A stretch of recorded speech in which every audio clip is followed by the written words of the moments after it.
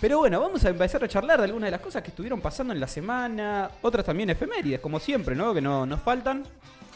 Los invitamos, bueno, a ir al Instagram del Mero Fondo, ahí compartimos lo que fue un video sobre, pasó, bueno, coincidencia de fechas, el golpe de Estado del 55, ¿sí? Que empezó en el 16 de septiembre, terminó haciéndose efectivo el 23 de septiembre del 55, lo que dio inicio a la segunda dictadura que tuvimos en el siglo XX, al menos acá en nuestro país. Pero ahora vamos a abordar otro tema, repito, los invitamos, ahí tienen el Instagram escrito por si lo quieren visitar. Algo que sucedió en nuestra ciudad en el último golpe militar, que fue la noche de los lápices, ¿sí? Nosotros, bueno, al ser autóctonos de acá, mucho más tal vez familiarizados con el tema o con las movilizaciones que se hacen al respecto, o incluso las cercanías del reclamo, por si hay algún despistado o alguien que nunca lo escuchó nombrar, porque siempre se aprende algo por primera vez, también, o siempre se escucha algo por primera vez, es una realidad. La noche de los lápices es con lo que se nombra una serie de secuestros de estudiantes secundarios que efectuó la última dictadura militar entre el 8 de septiembre del 76 y el 21 de septiembre del mismo año, ¿sí? La gran mayoría de ellos se llevaron a cabo el 16, no obstante hubo ciertos secuestros previos y posteriores que también entran en este evento, se puede decir, en este hecho, también se los cataloga, que fueron de 10 estudiantes secundarios, 6 de ellos desaparecidos hasta el día de hoy, solo 4 pudieron volver a sus hogares, ¿sí? Con todo lo que ello implica. Vamos a ponernos un poco en contexto de qué fue lo que pasó. Hay conjeturas al respecto del motivo del secuestro, incluso de los propios sobrevivientes, sobre por qué los secuestraron. De hecho, Pablo Díaz tiene una idea de por qué, que fue respecto a una manifestación por el boleto secundario, que se hace en 1975.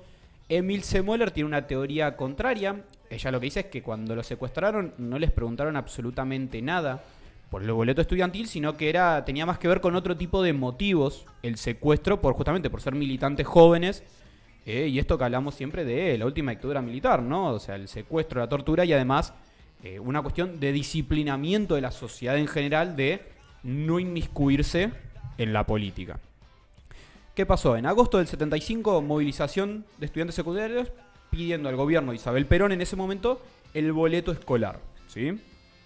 Esto cuando ya la dictadura claramente se deroga, se empieza a aumentar de hecho progresivamente el boleto, y lo que se supone es que esto fue una movida justamente a propósito para ver quiénes eran, entre comillas, las cabezas de los movimientos estudiantiles militantes, quienes reaccionaban ante esto y a partir de ahí hacer laburos de inteligencia para perseguirlos.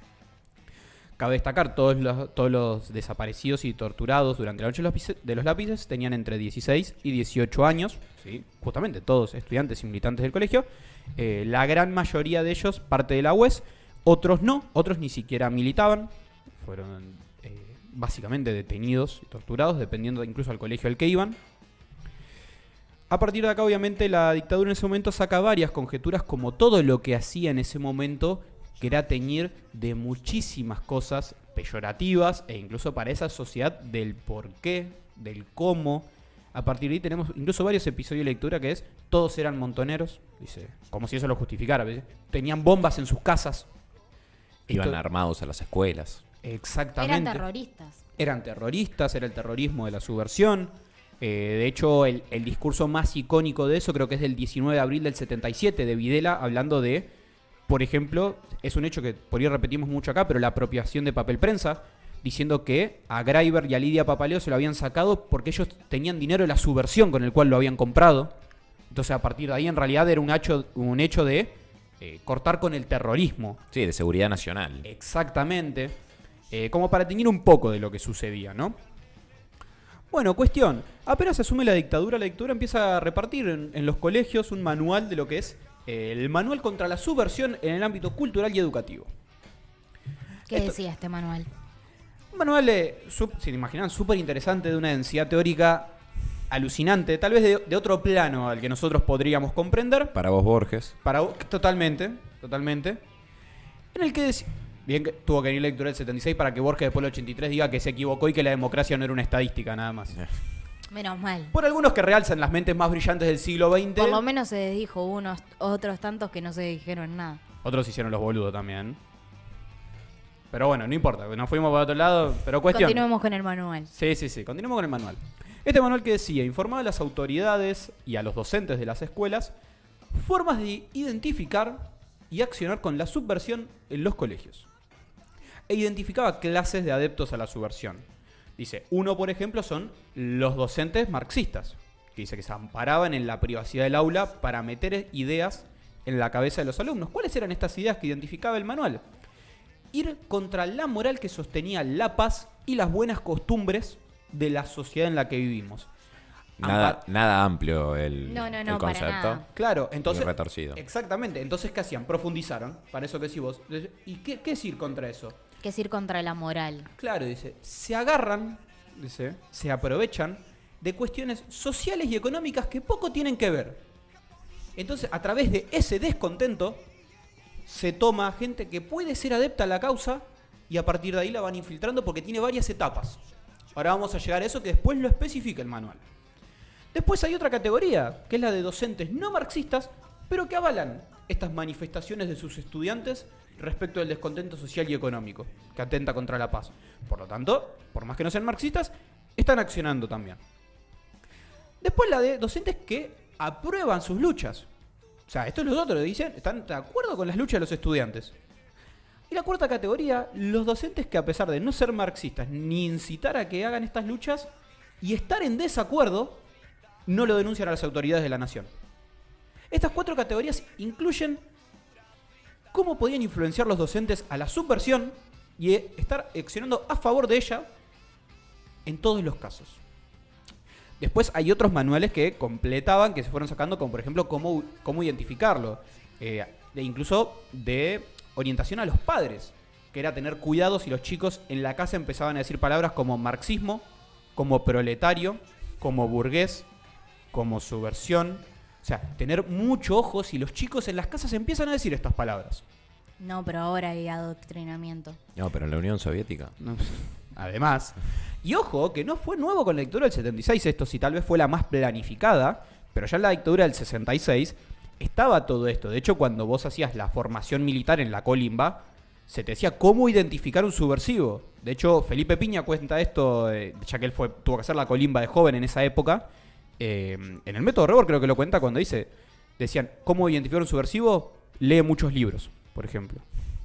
Ojo, Sos un subversivo. eso Sí. dice, ojo. Vos estás al horno. Pensar es peligroso. Pensar- O sea, Sí. Exactamente. por eso se cierra la Facultad de Filosofía y Letras, por eso, o sea... Exactamente. Bueno, más de 400 detenidos en la noche de los bastones largos, como es otro de los hechos, ¿no?, que tenemos de nuestra historia, que van todos para este lado.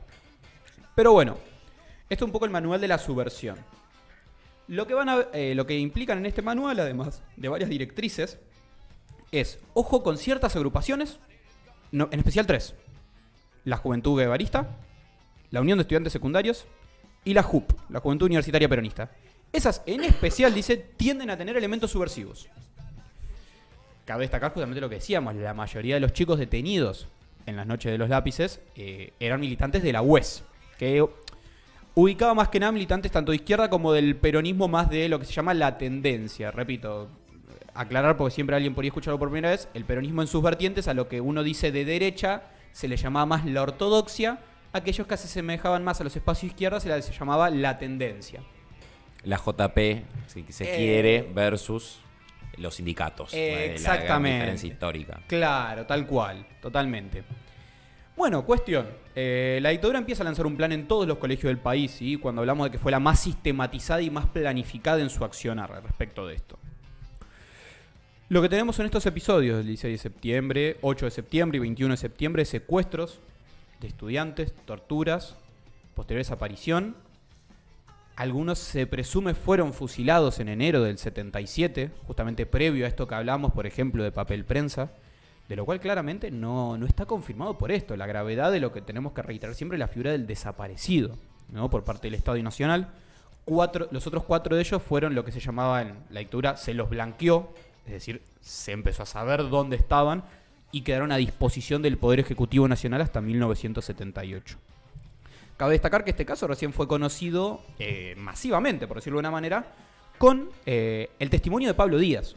Pablo Díaz fue uno de los detenidos que pudo salir, ¿sí?, o que se lo liberó, mejor dicho, porque en esto reitero la entrevista que tuvimos con Claudia Favero, que dice el horror de que en realidad ellos decidían quién vivía y quién no. No es que uno salía o no. Dice, o sea, eso estaba a decisión de ellos y a lo que ellos disponían. De uno de los que se dispuso que quede vivo para comentar también, porque un poco del horror es eso, es comentar para que el resto no se quiera meter. Y por algo se hace en el 76. Digamos, el hecho del shock que genera dar el golpe y hacer esta represión salvaje de un primer momento y dejar sobrevivientes para que adviertan a los demás, fue allanar el camino, digamos, para lo que seguía. Pero como para dar un primer mensaje. Sí, sí, totalmente. De hecho, Es que por eso no se basaba solamente en los secuestros, sino en el terror que se creaba en la sociedad, en el que no tenés que hablar, no te tenés que juntar con tal. Ahí empiezan a esconderse todo lo que es los libros, a evitar tener reuniones, porque el miedo era constante. Todo el mundo veía las desapariciones, tenían los testimonios de la gente que volvía, que los mandaban para esto, para contar todo lo que habían sufrido y cómo los habían torturado, para crear ese terror de no hay que meterse. sí, que perdón, son fracturas que de hecho están vigentes hasta el día de hoy. Más de uno del que escuche o lo va a escuchar o lo que sea, si militó algunas veces en su vida, es muy probable que sus padres al primer momento les hayan dicho, cuídate, Sí. estás seguro. Quedaron varias fracturas del no te metas de la dictadura militar. Incluso de Pablo, quiero hacer un paréntesis, no estaba en los planes liberarlos, sino que la familia de él tenía una posición dentro de todo acomodada y con muchos contactos acá en la ciudad de La Plata, más precisamente con el obispo. La iglesia estaba muy metida en la dictadura y por esos contactos es que logra la familia liberar a Pablo. Totalmente, sí. De hecho, al representante de la iglesia que no haya querido estar metido, otra de las cosas que, bueno, la pueden visitar en Instagram, le puede pasar como al padre Angelelli. Aquellos curas o partes de las iglesias que no quisieron estar de acuerdo con la dictadura, también se los desapareció y se los torturó Sí. de las formas más cruentas. Pasaba dentro del mundo del derecho con los abogados que presentaban habeas corpus. Exacto. Eras denunciado por los mismos jueces, muchas veces. Incluso el testimonio de Pablo va a ser fundamental para lo que es después la reconstrucción de todo lo que pasó en las noches de los lápices y la posterior película que tenemos del hecho. Exactamente, en la cual ayudó al guión. Invito a ver la película porque la verdad la película es interesantísima al respecto del hecho histórico en sí. Y de hecho es muy sencilla porque está incluso entera en YouTube. Dura 1 hora 35, si no me equivoco. Es muy interesante y muy ilustrativa de lo que pasaba. Como también es cruda, porque lo que pasaba Sí. era crudo. O sea, no es una película teñida de flores ni mucho menos. Han visto cómo torturaban a embarazadas a picanazos. Bien, de eso vamos a hablar en un rato porque hay mucha de la implicancia en lo que es el juicio a los que estuvieron a cargo de esto. Bien, como decíamos, sí, el caso toma relevancia con el testimonio de Pablo después. Al día de ayer se realizó una marcha nuevamente por los 46 años de las Noches de los Lápices. Y qué importante muchas veces cuando... Se me complica porque se me ocurren varias líneas para hablar sobre el tema, porque la realidad es que la dictadura del 76 abre un paraguas demasiado grande en temas a tratar. Uno es, ya que está tan de moda hablar de la polarización y de que en realidad los discursos de odio, de aquellos que dicen, bueno, pasó lo que pasó, ellos no eran unos pibes boludos, ellos era gente que militaba armada, Y parece una pavada tener que volver a las discusiones más básicas, incluso del Estado de Derecho. Y esto lo retomo porque es un discurso que suele tener la gente que se siente más centrada y fuera de la grieta. Como que ellos no son los polarizados, sino que se polariza. Si yo te comento que el Estado de un país desaparece, tortura a pibes de 16 años, y para vos cometieron un delito, y para vos tiene más sentido, o pensás primero, algo habrán hecho que el crimen de lesa humanidad que se está cometiendo, posiblemente el polarizado seas vos. Y no estés tan fuera de la grieta. Porque eso también es la primera repercusión que tenés al respecto cuando escuchás algo así. No, y perdón, es salirse del Estado de Derecho. O sea, el mismo sistema ya tiene resortes para responder a una persona que va armada a una institución Tal cual. educativa, que va a Exactamente. formalizar un atentado, lo que fuera. Ya el Estado tiene sus propios resortes dentro del marco de una república para responder a eso. Se probará en un juicio y se tendrá que comer los años en cana a esa persona que se tenga que comer. La tortura y posterior desaparición sistemática no está muy cerca de ser justicia si es que queremos discutir la teoría de los dos demonios. Como que bueno, si vos hiciste algo malo, mereces que te torturemos y te desaparezcamos. No, totalmente. ¿Y quién te juzga? Nosotros mismos. No, y algo que va muy ligado a ese tipo de pensamientos es la deshumanización del militante. vos sos militante, ya no sos considerado persona. Y pasa mucho cuando hablamos de la noche de los lápices, que se pierde noción de que eran pibes de 16 años. No estamos hablando de guerrilleros armados con una carrera militar y experiencia en arma. Eran pibes de 16 años que iban a marchas reclamando por cuestiones estudiantiles, como es el boleto educativo. Y perdón, el que haya estudiado algún tipo de revolución o subversión en el mundo, sabe que justamente una persona que es subversiva no hace una manifestación pública. No. Nadie va a poner la cara. Uno ve los ejemplos de la guerrilla en México o en Colombia y los líderes no se les conoce la cara. El famoso subcomandante Marcos, por tomar un ejemplo. Son personas que viven en la clandestinidad y que los reclamos los dirigen de otra manera, con atentados, no una manifestación pacífica cortando una calle. No, ni hablar. Porque Sí, con banderas que los identifican, que vos sabés dónde va, a qué colegio instituciones va. descubiertas. Claro. No, más vale. Y esto que decían ustedes, ante cualquier cuestión, si vos decís, no, estos pibes sí delinquían, el Estado, si tuvo los medios para entrar a su casa a la noche, secuestrarlos, torturarlos, desaparecerlos, tenía tranquilamente los medios para decir, para llevarlos, por ejemplo, a una corte. A ver, la dictadura claramente te iba a tener todos los jueces a su favor. O sea, de hecho, si los quería meter en cana por un delito, lo podía hacer casi sin siquiera llevarlos a juicio. Sí. O sea, que para empezar a hablar. Entonces, pensar que es más adepto los medios para torturar y desaparecer gente que para llevarlos a un juicio, el cual claramente vos vas a influenciar para que salga como se te canta las pelotas. Entonces, No, es que los medios sobraban por todos lados. Lo que hubo era una voluntad de impartir ese terror que era parte de un plan sistemático. A ver, y no es casualidad la Escuela de las Américas. No es casualidad que el mismo plan sistemático se aplica en toda la región, en una diferencia de 15, 20 años. no, más vale. Entonces, por eso digo, es terrible tener que volver a explicar esto. A ver, Totalmente, incluso Es terrible. los mismos dictadores dijeron que aprendieron muchísimo del caso de Chile. Obvio. Sí, de hecho, bueno, Neu es alguien que siempre nos recomienda eso cuando nos habla del caso de Chile y de Uruguay, cómo la dictadura acá vio otros ejemplos que se dieron antes para hacer cosas distintas. Evitar los fusilamientos en plena calle para no tener un levantamiento y por eso ir por el secuestro y la clandestinidad, por ejemplo. Bueno, eso está en varias entrevistas de Videla. Hay un libro que se llama Montonero, Soldado de Macera, que hay entrevistas de Videla al poco tiempo antes de que fallezca, en el que comenta mucho esto, de cómo, a sabiendas de cómo es el pueblo argentino, sabe que no pueden accionar como Chile o como Uruguay porque dice, no hubiese durado lo que quería durar para hacer lo que tenía que hacer.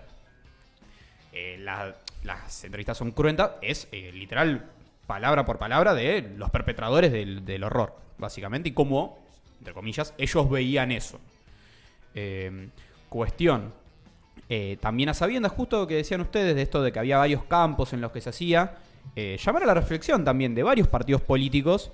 En este caso de uno en particular, ¿no? Con todo lo que se puede hablar de gente, del señor Ricardo Balbín, que cuando en plena dictadura, en los medios, cualquiera que estudió la dictadura sabe que la presión internacional era muy importante. O sea, todo lo que un político argentino o un ente argentino dijera en el exterior era fundamental para la presión internacional de los mecanismos internacionales de derechos humanos. Cuando se le pregunta en España si por los detenidos en Argentina, él responde, no me consta que en Argentina haya campos donde hay gente desaparecida. Uno de los políticos, posiblemente post-muerte de Perón, el político más importante en ese momento de la República Argentina, o que amalgamaba más gente. Y en ese momento había 340 campos de gente desaparecida. Entonces también rever las implicancias políticas de varios de los funcionarios que teníamos en ese momento. Bueno, pero el compromiso de Balbín con la democracia, esto es un capítulo más. No, sí, es un comentario de los de varios. Por eso, digo, no, son personas muy nefastas que sin embargo la mala memoria de este país les permite tener monumentos o autopistas. Ni hablemos. Es más, posiblemente la autopista en la que está viniendo Nehuen en este momento ahora, de las más transitadas, de gente muy nefasta realmente. Bueno, cuestión a la otra parte, que es lo que suena triste, pero que es una victoria del Estado de Derecho, que es cuando vemos que los perpetradores de lo que fue el golpe de Estado fallecen en cana. Porque esa es una victoria, es decir, no pedir fusilamientos para esa gente, con todo lo visceral que uno puede decir, estos que hicieron esto, la verdad que merecen lo peor, sino que mueran en la cárcel, como fue el destino de Videla, por ejemplo. Esa es una victoria de Estado de Derecho argentino que con lo de Chile otro día lo comentábamos. No todos los países fue igual. Uruguay. Sus procesos dictatoriales. En No todos Uruguay- tuvieron juicios. En Uruguay el pueblo votó que no. Se llevó a plebiscito y el pueblo votó que no querían juzgarlo. Entonces, ojo, no es que si esto pasó en todos lados. Por algo la lucha argentina por los derechos humanos es una bandera en el plano Sí. internacional. No todos pasaron esas mismas cosas, como hablábamos con China, con la constitución de Pinochet todavía. que todavía hay tribunales militares juzgando, es una locura. No, y que además te traen heridas en el plano social que son irreconciliables. Si vos no le das una vuelta y no lográs saldarlo, nosotros todavía discutimos memoria, verdad y justicia. Muchas veces, y lo hemos hablado con un montón de veces, se vuelve a discutir la cifra de desaparecidos, sobre todo cerca de fechas como 24 de marzo, con todo lo que se ha hecho en el plano tanto nacional como internacional para que sean juzgados los dictadores. Imagínate en donde no. O en países donde eligen no nombrarse, como pasó en España. Como en España, con Franco. Bueno, que el legado de Franco y el sistema actual político de España, que es el legado de Franco, le trae los problemas que tiene España. Sí. Con la independencia de Cataluña, con un montón de cuestiones que más allá de que tienen una historia previa, se agravaron con el franquismo, porque toda esa lucha popular fue bajo represión, se suprimió, muerto Franco. El mismo sistema opresor le trae los problemas intestinos, digamos, que tienen. Bueno, eso es muy interesante, ¿sabes por qué? ¿Por qué digo, aparte de volver sobre la discusión? Porque con las leyes del olvido, de que mucho tiempo estuvo prohibido hablar del franquismo y de Franco, hay una creencia en España, por el contrario, de que los problemas que hay son porque se muere Franco. Entonces, hay como que, de hecho, la reacción de las nuevas derechas hoy en España es clara, de como un, entre muchas comillas, extrañar el régimen de Franco. Y eso es en parte porque con las leyes del olvido nunca se discutió, y en realidad varios de los problemas hoy en día internos que tiene España es lo que dice Jere, son herencia de esa estructura que dejó articulada Franco. Sí, que se podía sostener con represión, o sea, no Exactamente. de otra manera. Totalmente, ¿eh? A ver, nos pasó lo mismo acá, o sea, el plan de ese traspaso al capitalismo financiero brutal que tuvimos solo se pudo sostener desapareciendo 30.000 personas. Sí, es Si que, no, a ver, no lo podías hacer. La constitución de las grandes villas miserias en nuestro país se da con la última dictadura. Sí. No se da antes, no se dan durante la democracia. Sí, y de hecho, si querés mirar cualquier índice, inflación, desempleo, lo que sea, pre y post dictadura, Pérdida del poder adquisitivo, desempleo. no hay un solo Otra índice. vez ¿eh? deuda con el FMI. Por eso, A algo. ver, fueron consecuencias que nos llevaron después a la crisis que tuvimos en el 2001. O sea, las consecuencias las sufrimos recientemente. Argentina con la dictadura del 76 tiene su mayor proceso de endeudamiento histórico, con 45.000 millones de dólares de toma de deuda, más estatización de 17.000 millones de dólares de deuda privada. El segundo ciclo que recién equipara este proceso de endeudamiento lo tenemos entre 2015 y 2019. Son los dos procesos de mayor endeudamiento histórico de la Argentina. Tema aparte. Pero otra de las cosas que, justo con esto que dijiste, el tema de otra discusión que cada vez que se habla de los procesos dictatoriales, sobre todo, que es la memoria. Y para mí es muy importante esto, porque por lo general la gente de nuestra edad, cuando habla con gente mayor, si no es adepta, se choca con un vos no lo viviste, pasó tal cosa, yo vi que pasó tal cosa. Y hay un debate muy interesante, que es incluso en la academia, que es si la memoria es sinónimo de la historia. Y la realidad es que no. Ni siquiera es un camino a caballo entre una y otra. Y la historia tampoco es la recopilación de todas las memorias juntas. Y realmente es un debate interesantísimo, porque a ver, las dos cosas son importantes. O sea, no es que la memoria no tiene ninguna validez. La memoria es interesantísima, hay que recolectarla. Pero tiene un límite que es el de la historia. Porque cuando yo digo, no, económicamente con la dictadura la verdad que anduvimos bárbaro, un horror lo que hacían con los desaparecidos. Pero cuando vos vas a los registros históricos y fueron los mayores procesos de inflación de la historia argentina hasta la hiper de Alfonsín, vos decís, bueno, la memoria está muy bien de tu testimonio, la realidad es que no fue así. Está bien que tu experiencia haya sido así, no es la historia. Y ese es un debate que es muy grueso igual. Pasa Así que resumido lo que estoy diciendo igual. rediscutir todo el tiempo que la experiencia personal no es la verdad absoluta conlleva un debate largo y cansador, por lo menos para las personas que no lo creemos así. A ver, hay Es gente que con el 1 a 1 les fue genial y se cansó de hacer guita, irse de viaje a Miami, a donde sea. La situación del país no era la mejor. No, y vimos no. las consecuencias después y todo explotó para el carajo. Pero aparte la realidad es un poquito más de lo que yo veo Sí, y de lo que a mí por me supuesto. pasa. El tema es entender eso como base. Totalmente. De ahí en más uno puede comprender que, a ver, desaparecieron 30.000 personas. Claramente si alguien da el relato es porque no lo desaparecieron. Eso no hace constar que porque él no lo vio no haya sucedido. Exacto. Párrafo aparte igual para la gente que te dice eso. Entonces no podemos hablar de Roma, no podemos hablar de 1910 para atrás, no puede hablar nadie. No, totalmente. Y no podríamos referirnos a cualquier etapa. No, por supuesto. Y esto pasa mucho. De hecho, en el video de los 30.000 desaparecidos también lo decíamos. Las fuentes primarias, secundarias. Cuando uno dice, no, yo inventé la cifra de los 30.000 desaparecidos. Yo era de Montoneros. Pero después ves que no hay ningún registro de esa persona en esa organización, ves que los registros de los 30.000 son antes del testimonio que él dice, bueno, entonces está todo bien con que él diga que lo inventó. La historia muestra que no es así. Entonces, es rediscutir eso también. Y es una discusión que va a ser eterna. Tal vez no pasa, como decís vos, con Roma. ¿Por qué? Porque ya no hay nadie del Imperio Romano que esté vivo. Pero la historia contemporánea tiene mucho de esto. El decir, vos lo viste, vos no. Y bueno, y está todo bien con que lo haya oído. Tal vez, posiblemente, tu vida no sea el complejo de la sociedad. En una de esas, por ahí te perdiste una clase del jardín de infantes que en la que lo explicaban. A mí me mata que después de eso te vienen con la libertad de expresión, de que no, porque vos si me estás contradiciendo a mí, estás coartando mi libertad de expresión porque es mi opinión. Y hay cosas que no son opinión, o sea, si los hechos dicen otra cosa, si tenemos pruebas suficientes como para decir, mirá, se llega a la cifra de 30.000 desaparecidos, porque los documentos de los militares decían que había 30.000 desaparecidos a la fecha. Bueno, la verdad que lo que vos opines importa poco. Lo que sí es grave es que después tenemos funcionarios públicos diciendo esas barbaridades. Por algo el negacionismo es un delito en muchos países, no en este. No, Pero todavía anda a estamos Alemania, discutiendo si metemos el proyecto de ley o no. Anda a Alemania y decís, no, no hubo campos de concentración nazi. A ver qué pasa. Fíjate cuántos años te comes adentro. ¿Por qué? ¿Y hay libertad de expresión en Alemania? Claro que la hay. De hecho, se criticó a Merkel muchísimo tiempo y no me acuerdo ahora sus sucesor también se lo critica un montón y nadie lo discute. Pero hay hechos que no se pueden llevar a la discusión. Es que nosotros lo decimos siempre acá, hay consensos básicos. La tolerancia llega hasta la intolerancia. Cuando tu comentario es intolerante o violento ya no lo podemos tolerar, valga el juego de palabras. ¿Sí? La gente que no lo comprenda lo lamento por ellos. Se tendrán que ir a vivir a mar abierto. Lejos de cualquier tipo de régimen y de vida en sociedad. Pero no podemos volver sobre estos debates que ya están saldados y que la historia misma lo muestra. Porque tampoco es un relato que se construye en Argentina. Y dan vista de esto miles de organismos internacionales como gobiernos de otras partes del mundo que denunciaban lo que sucedía en el país. A ver, el caso, si quieren, de las monjas francesas. Y que eran marxistas. Entonces, no podemos volver a discutir ese tipo de cosas. Por desgracia lo tenemos que hacer, porque parece que en este debate cuando uno calla otorga.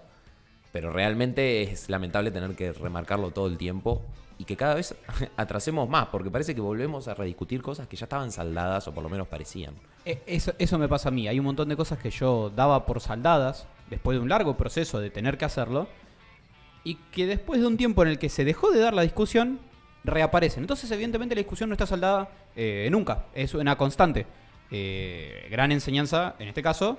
A algunos les van a gustar más, a otros les causarán rechazo, lo que sea. De Abuelas y Madre de Plaza de Mayo, que evidentemente la lucha es constante. Pasan 60 años y seguís. Sin lugar a duda. Pero bueno, eso sí me parecía importante remarcarlo, esta idea, porque te repito, porque siento que siempre es de los sectores que se sienten ajenos a las polarizaciones o lo que sea, que cuando escuchan estas cosas lo primero que te dicen es eso. Tipo, bueno, pero ellos... No, si un Estado está incumpliendo el ya Estado cuando de Derecho, dijiste ellos, estás parado desde algún lado. estás para un lado, total. Si es lo primero que te sale, evidentemente... Si no sos parte de la sociedad, hasta donde yo tengo entendido. A los apolíticos los mando a leer Bertolt Brecht. Hermoso, gran autor, Bertolt Brecht. Fascinante sobre todo. Pero bueno, esa es otra también de las aristas. La otra es esto que hablamos, el juicio. ¿Qué les pasó a los que estuvieron a cargo de esto? Uno de ellos, tal vez el más conocido, Ramón Camps. Si no, tal vez son el circuito Camps. Manejaba varios de los centros de desaparición y de tortura de la gente que se tomaba. ¿Cuál es la enseñanza, por ejemplo, que nos deja lo que pasa con Camps? Camps es juzgado, va a la cárcel y es liberado por los indultos de Carlos Saúl. Camps es de los represores que pudo morir en libertad por los indultos. Entonces esto también, ¿no? La discusión nunca termina porque los enjuiciás con Alfonsín, más allá de las leyes de obediencia de vida y punto final, y después cambiás de gobierno, indultos a todos los jerarcas. Entonces evidentemente no termina y varios de ellos pasaron como 20 años más libres hasta que no se hacen los juicios después con Néstor Kirchner y con Cristina Kirchner posteriormente de varios. Algunos juicios los tenemos actualmente hasta hoy. Sí. Por ejemplo, uno de ellos es el que está a cargo de otro de los represores a cargo de esto, que es el señor Wolk, el que era conocido como el nazi, que era, junto a Camps, el que más torturas llevaba a cabo hacia la gente judía. Muy también tortuosos, ¿sí? Para todo esto, Camps terminó estando en libertad cuando se lo había juzgado por más de 400 crímenes de lesa humanidad, ¿no? O sea, por las dudas sí, a todo. Sí. Igual que está en su casa con domiciliaria. Todavía siguen los juicios de lo que es el pozo de Banfield, de lo que fue el infierno. Y el hermano de Urondo, si no me equivoco, que fue uno de los chicos desaparecidos en Noche de los Lápices, dice: yo no puedo creer que Walt esté con prisión domiciliaria en su casa, cuando debería ser un tipo que está preso en la cárcel. Sí. Lisa y llanamente. Era otra de las cosas que estaba llevando a cabo también con Echecolás hasta su fallecimiento. Y que son deudas con la democracia que tenemos para resolver de manera urgente, porque ya pasó mucho tiempo, ya se dilató un montón. Muchos de estos personajes se están muriendo, al igual que se están muriendo las abuelas, al igual que se están muriendo las madres, incluso muchas de esas personas que fueron secuestradas y torturadas, que por suerte sobrevivieron. Entonces se pierden esos testimonios y juzgarlos después de muerte ya no es lo mismo. No. Entonces hay que aprovechar mientras tengan vida, y estos procesos, idas y venidas, han dilatado muchísimo el proceso, que hace que hoy todavía tengamos que discutir estas cosas. No, más vale, y que es la prueba de eso, de que el proceso en realidad no termina nunca. No por lo menos hasta que no se tenga una justicia real, efectiva, y que ya tampoco puede ser, o sea, ya se llegó tarde. Por lo que vos nombrabas de la audiencia de vida, del punto final, de los indultos. Ya hay en esa época ya se fue del país, primero, un montón de gente. Otra murió. Otra no tuvo el tratamiento en la justicia que debería haber tenido. Y yo creo que la efectividad de la justicia, Galeno dice que no hay nada más parecido a la injusticia que la justicia tardía. Y es real. Porque si yo viví toda mi vida totalmente impune, siendo un actor de poder en la Argentina que pudo forzar un indulto, porque no es menor, porque tampoco es que al patilludo le tocó vivir lo mismo que a Alfonsín con los levantamientos militares. Para nada. No, ni en pedo. Y sin embargo los indulta y caminar como uno más, porque hay un montón de videos de cómo se los buscaba para escracharlos, y los tipos caminaban con una impunidad en la calle terrible, y terminaron sus vidas así hasta llegar a ancianos, y recién cuando ancianos, muchos recién fueron a la cárcel. Recordemos, entonces ya es tarde, porque ellos le arruinaron y no le permitieron esa vida a toda la gente que desaparecieron. Recordemos que tuvimos la desaparición de Julio López en Democracia mientras sucedían los juicios por la dictadura, donde aparece esa famosa foto del papelito con el nombre de Julio López. Y Checolás riéndose. Exactamente. Y eso no fue hace muchos años, debe haber sido hace 10 años, 15. Chicos, perdón, parece que no tiene nada que ver. ¿Quién está llevando a cabo ahora todo el tema del trabajo frente al intento de magnicidio de Cristina Kirchner? ¿Cuál es la fuerza? Porque empezó siendo la federal y terminó siendo la Policía de Seguridad Aeroportuaria. Porque el mismo gobierno no confía en la Policía Federal después de lo que pasa con uno de los teléfonos. Entonces estamos hablando de un entramado dentro de las fuerzas de seguridad que es mucho más profundo, que permiten desaparecer a Julio López, y hoy en día te siguen afectando investigaciones que son terribles. Entonces yo en ese sentido creo que la justicia llegó demasiado tarde y no sé hasta qué punto puede llegar a curar, más allá de que nunca cura la justicia, por lo menos prevenir que esto vuelva a suceder. Bueno, yo hablando de eso también creo que hay una herida que nunca se pudo subsanar, porque hay un montón de cosas que no discutimos y un montón de cosas de la misma institución que no revimos, y es sobre las Fuerzas Armadas. Hay un pacto de la sociedad para con las fuerzas que se rompió para siempre después de la dictadura. Y el no discutir la manera en la que se conforma la institución, quiénes son los jefes y cómo está conformada, nos lleva a que hoy no podamos confiar en ninguna, ni en Gendarmería, ni en la Federal. Hoy no puedes confiar en la Metropolitana, que incluso es una fuerza nueva, y es por estas cosas también. Es que hasta en ese sentido creo que hoy en día la sociedad confía más en las Fuerzas Armadas propiamente, en el Ejército, en la Marina y en la Fuerza Aérea, que en las fuerzas de seguridad o de frontera, como puede ser Gendarmería, como puede ser Prefectura, la Policía Federal, la bonaerense. Totalmente. ¿Por qué? Porque se ha trasladado, tal vez se atacó muy fuerte a las Fuerzas Armadas, muchos murieron, otros no, continúan ostentando cargos, pero parece que toda esa estructura ha migrado a la población civil en algún sentido. De hecho, muchos de los juzgados eran jefes de la policía. Claro. Y muchos jefes de policía de su momento terminaron de gobernadores o con cargos ejecutivos. No, más vale. Y lo que tuvo también la memoria reciente de la vuelta a la democracia, la famosa maldita policía de Duhalde, ¿no? La cantidad de pibes asesinados por la policía que tuvimos en los turbulentos años que vivimos entre los 2000, 2003 y incluso posteriores después sí, también. Sí, vestigios, ¿no? Que todavía seguimos viendo hasta el día cada de hoy. tanto. De hecho, el caso de Facundo Astorillo Castro fue en plena pandemia. Mariano Ferreira, Bru, o sea, nos sobran casos, por desgracia. Entonces, también hay mucha migración hubo también de una fuerza a la otra. Pero bueno, esto que decís vos también es fundamental porque en cualquier país básicamente es necesario un acuerdo o un pacto social entre sus fuerzas armadas y su población, porque es lo que decimos siempre, no existe un país sin ejército. No puede existir nunca.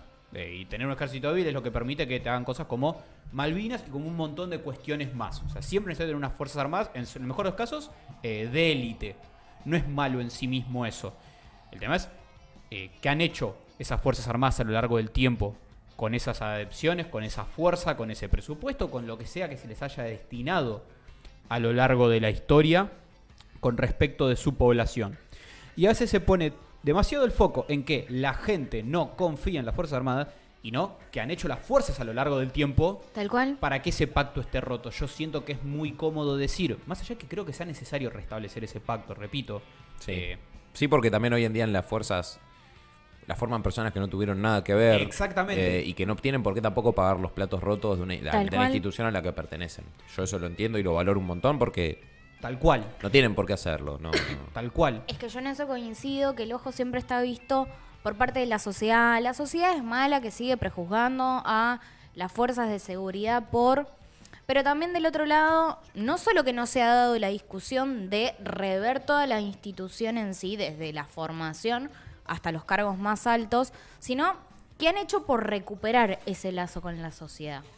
Tal cual, y en eso incluso me agarro mucho lo que dijo Jere, de que hay más confianza hoy en día tal vez en las Fuerzas Armadas que en las Fuerzas de Seguridad, porque mal que mal, el ejército al día de hoy realiza un montón de tareas de lo que es de recolección, de ayuda comunitaria, de repartición de alimentos, cosas que otras fuerzas no. Sí, lo pero vivimos acá en la Ciudad de La Plata con la inundación. Recordemos- El ejército dio muchísima asistencia. Sí, pero después tenés episodios como lo que pasa con los peritajes, como lo que pasó con Santiago Maldonado. Pero ahí por eso te decía yo que una cosa es una fuerza de frontera como es Gendarmería o Prefectura, que ambas siempre siguen con esa lógica turbia, digamos. Sí, sí, el mismo tándem de siempre es ese. Exacto, pero porque también tienen un contacto con la sociedad civil, para mí, totalmente personal, que las Fuerzas Armadas. Las Fuerzas Armadas no tienen contacto con los civiles, no están destinados a Es raro perseguir ver el a alguien del delito. ejército hoy en día Claro, mano a mano con vos. Exactamente. En cambio, Gendarmería, como se la ha destinado a operaciones de seguridad interna, que lejos están de las fronteras, a ver, Gendarmería ha caminado acá en Tolosa, y que yo sepa, Tolosa no linda con ningún otro estado. Como que no. La República de Tolosa linda con el Estado argentino. Exacto. Con la República de Bonet. Pero yo creo que eso también ha hecho que se enturbie, y bueno, la actuación que tuvieron en el caso Maldonado, que igualmente rescato también que ha sido uno de los gendarmes es el que aporta datos a la investigación respecto de que había mensajes cruzados de qué hacían con el cuerpo y demás, que bueno, cuestiones que en la justicia nunca se Sí. probaron, déjalo ahí. Pasan de largo, Sí, digamos. pobre gendarme. Es que bueno, Porque sí, se la no- jugó a toda ver, para que la Pato no justicia tira después- ningún gendarme por la ventana, salvo que tire en contra nuestro. Exacto. vale. Bueno, vos, Están los gendarmes y los gendarmes. ahí vos que decías que eran más o menos 15 años lo de Jorge Julio López, ahí Daniel Silva nos comenta, mañana se cumplen 16 años justamente de su desaparición. Gracias, Dani, de por su el nueva desaparición, ¿no? Que fue a manos de todo este juicio con el Chocolás, que tenía como costumbre burlarse o hacer comentarios jocosos a las víctimas o provocadores, como tal vez besarse los rosarios o agradecer o mostrar diarios en los juicios. Un sorete con todas No, las letras. Y que aparte es algo que del impacto de las torturas que él realizó, porque las realizaba personalmente aparte, porque ahí te habla un poco, ¿no? Del del goce morbo incluso que propio. tenía, claro, del morbo perverso, que era tal el daño que le generaba, que aún pasando tantos años y estando ya en un estado de derecho, con muchas comillas si quieren, las víctimas todavía lo veían y temblaban. Como para que uno imagine el impacto que pasados 20 años, 30 años, vos ves a la persona, te la reencontrás y no la podés mirar a los ojos, del pavor que te causa. Por más que te sepas que el tipo está esposado y que no va a pasar nada. Que bueno, falsa idea la de que no podía pasar nada. Y creo que el caso de Julio López marcó algo terrible en nuestra historia, como decir, tenés que tener miedo de ir a dar testimonio de lo que te pasó porque todavía podés desaparecer. Sí, fue una fractura en la democracia, en la época de Sí. como democracia, enorme. Tal vez hoy en día casi olvidada a lo largo de 16 años, pero fue una fractura que quedó decir... Es que creo che, que no está se tan toma la desarticulado envergadura como que decimos. tiene el caso Claro. en sí y la ruptura que genera en lo que hablamos hoy del consenso democrático básico que se suponía que después de la dictadura teníamos.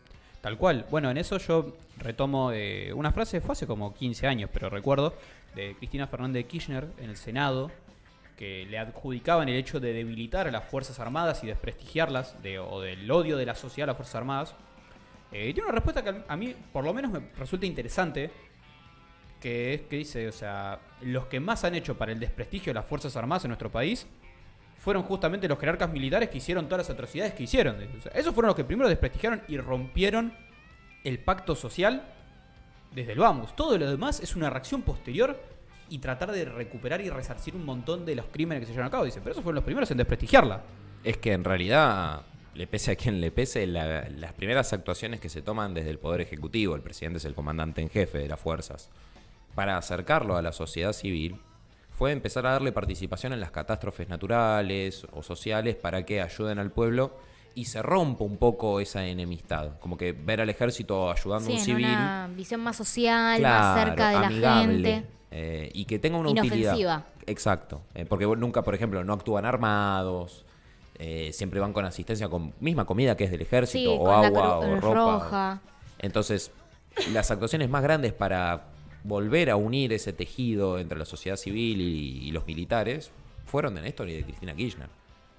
Que después quedó, por suerte, como una costumbre. De hecho, durante el gobierno de Macri y ahora en los incendios es el ejército quien está prestando muchísima ayuda. Y yo creo que ese es el camino. El tema es que, bueno, con el resto de las fuerzas no podemos decir lo mismo. Y justamente en los pactos más profundos y más necesarios son los que se rompen. Porque de nada serviría todo este trabajo si después pasa lo de Julio López. Totalmente. Se nos fue el primer bloque, no sé si se quedaron algo más para decir de esto, más allá que se puede hablar 10 horas, ¿no? Obviamente. No, exacto, sí, sí. Bien, nos vamos a la pausa y ya hablamos con el segundo bloque del Mero Fondo.